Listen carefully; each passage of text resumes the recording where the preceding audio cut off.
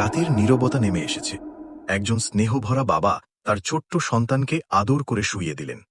আস্তে আস্তে বাচ্চাটি ঘুমিয়ে পড়ল, আর বাবা ঘর থেকে বেরিয়ে গেলেন। কিন্তু গভীর রাতে হঠাৎ স্বপ্নে হাজির হলো এক দুষ্টু জিন। সে ভয় দেখাতে লাগলো ছোট্ট ছেলেটিকে। ভয়ে কেঁদে উঠে বসল বাচ্চাটি, ঘুম ভেঙে গেল তার।